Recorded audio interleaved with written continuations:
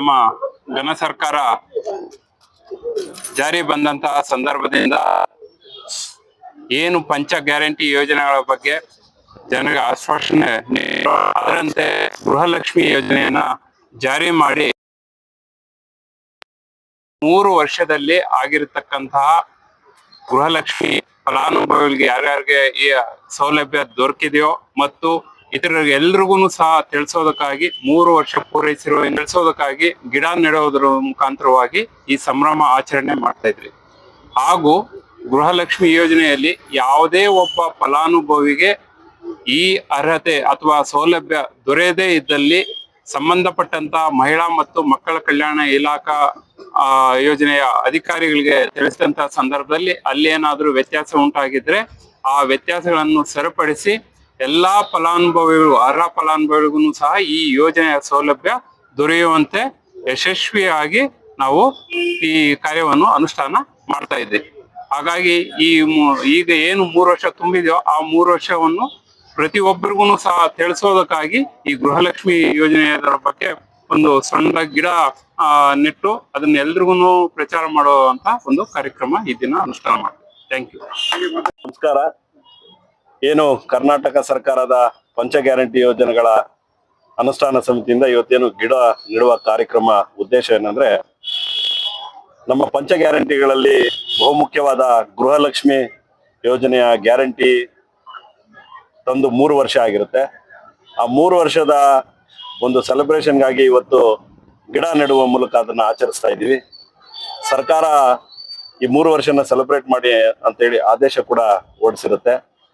ಈಗಾಗಲೇ ನಮ್ಮ CDP ಅವರು ಇರ್ಬೋದು ಅಥವಾ ನಮ್ಮ ಯುವ ಸಾಹೇಬರು ಇರ್ಬೋದು ಗೃಹಲಕ್ಷ್ಮಿಯ ಫಲಾನುಭವಿಗಳು ಮತ್ತೆ ಅದರ ರೀತಿ ನೀತಿಗಳನ್ನ ಹೇಳಿದ್ರು.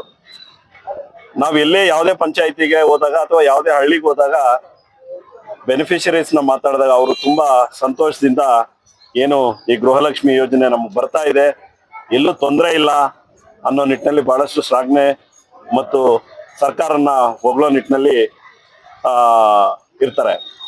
ಆದ ಕಾರಣ ಇನ್ನೂ ಯಾರಾದ್ರೂ ಈಗೇನು ನಮ್ಮ CDP ಅವ್ರು ಹೇಳಿದಂಗೆ 98 ಚೇಂಜ್ ಅಷ್ಟು ಜನ ಪಡಿತಾ ಇದಾರೆ. ಇನ್ನೂ ಏನ್ ರಿಮೈನಿಂಗ್ 2% ಅಥವಾ 1.8% ಏನ್ ಪೆಂಡಿಂಗ್ ಇದೆ ಅವರು ಕೂಡ ಈ ಗ್ಯಾರಂಟಿಯನ್ನ ಪಡ್ಕೋಬೇಕು ಮತ್ತು ಅವರ ಆಗುಗಳಿಗೆ ಅದನ್ನ ಅನುಕೂಲ ಪಡ್ಕೋಬಹುದು ಅಂತ ಹೇಳ್ತಾ, ಈಗೇನು ಈ ಗಿಡ ನೆಡುವ ಮೂಲಕ ನಾವು ಈ 3 ವರ್ಷದ ಸಂಭ್ರಮಾಚರಣೆಯನ್ನ ವ್ಯಕ್ತಪಡಿಸ್ತಾ ಇದ್ದೀವಿ.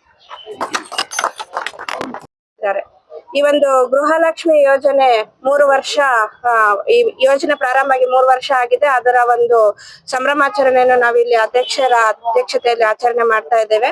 ಈ ಒಂದು ಗೃಹಲಕ್ಷ್ಮಿ ಯೋಜನೆಯಿಂದ ಅನೇಕ ಮಹಿಳೆಯರಿಗೆ ಆರ್ಥಿಕ ಸಬಲೀಕರಣ ಅನ್ನೋದು ಸಿಕ್ಕಿದೆ. ಯಾವ ರೀತಿ ಅಂತಂದ್ರೆ, ಎಷ್ಟೋ ಜನ ಅವರ ಜೀವನೋಪಾಯಕ್ಕೆ ಅಂಗಡಿ ಹಾಕೊಂತ ಇದಾರೆ ಈ ಹಣ ಎಲ್ಲ ಕೂಡಿಟ್ಟು. ಮತ್ತೆ ಕೆಲವ್ರು ಏನ್ ಮಾಡ್ತಾ ಇದಾರೆ, ಮಕ್ಕಳ ವಿದ್ಯಾಭ್ಯಾಸಕ್ಕೆ ಈ ಹಣನ ಬಳಸ್ತಾ ಇದ್ದಾರೆ. ಮತ್ತೆ ಮನೆ ಸಂಸಾರ ನಡ್ಸೋದಿಕ್ಕೆ ಎಷ್ಟೋ ಜನ ಈ ಒಂದು ಹಣನ ಬಳಕೆ ಮಾಡ್ಕೊಂತ ಇದ್ದಾರೆ. ಈ ರೀತಿ ನಮ್ಮ ತಾಲೂಕಲ್ಲಿ ಅನೇಕ ಯಶೋಗಾಥೆಗಳಿದೆ. ಈ ಒಂದು ಸರ್ಕಾರದ ಯೋಜನೆಯಿಂದ ಮಹಿಳೆಯರ ಒಂದು ಆರ್ಥಿಕ ಸಬಲೀಕರಣ ತುಂಬಾ ಹೆಚ್ಚಾಗ್ತಾ ಇದೆ ಅಂತ ಹೇಳಲಿಕ್ಕೆ ಇಷ್ಟಪಡ್ತೀನಿ. ನಮ್ಮ ತಾಲೂಕಲ್ಲಿ ಈಗಾಗಲೇ 98.4% ಫಲಾನುಭವಿಗಳು ನೋಂದಣಿ ಆಗಿದ್ದಾರೆ. 96% ಅಷ್ಟು ಫಲಾನುಭವಿಗಳಿಗೆ ಇದ್ರದ್ದು ಬೆನಿಫಿಟ್ ಸಿಕ್ಕಿದೆ. ಯಾರಿಗೆ ಏನಾದ್ರೂ ಈ ಯೋಜನೆನಲ್ಲಿ ಬೆನಿಫಿಟ್ ಸಿಕ್ಕಿಲ್ಲ, ಯಾರಾದ್ರೂ ತೊಂದರೆ ಅನುಭವಿಸ್ತಾ ಇದ್ದಾರೆ ಅಂತಂದ್ರೆ ದಯವಿಟ್ಟು ಅವರು ಶಿಶು ಅಭಿವೃದ್ಧಿ ಯೋಜನಾ ಕಚೇರಿಯನ್ನ ಸಂಪರ್ಕಿಸಬಹುದು. ನಮ್ಗೆ ಯಾವ ರೀತಿ ಕಾನೂನಲ್ಲಿ ಅವಕಾಶ ಇದೆಯೋ ಅವ್ರ ಪ್ರಾಬ್ಲಮ್ಸ್ ನ ಆ ರೀತಿ ನಾವು ಸಾಲ್ವ್ ಮಾಡ್ಕೊಡೋದಕ್ಕೆ ಪ್ರಯತ್ನ ಮಾಡ್ತೀವಿ. ಈ ಒಂದು ಯೋಜನೆಯಿಂದ ಎಲ್ಲ ಮಹಿಳೆಯರಿಗೂ ಒಳ್ಳೆಯದಾಗ್ಲಿ ಅಂತ ಆಶಿಸ್ತಾ ಇದೀನಿ. Thank you.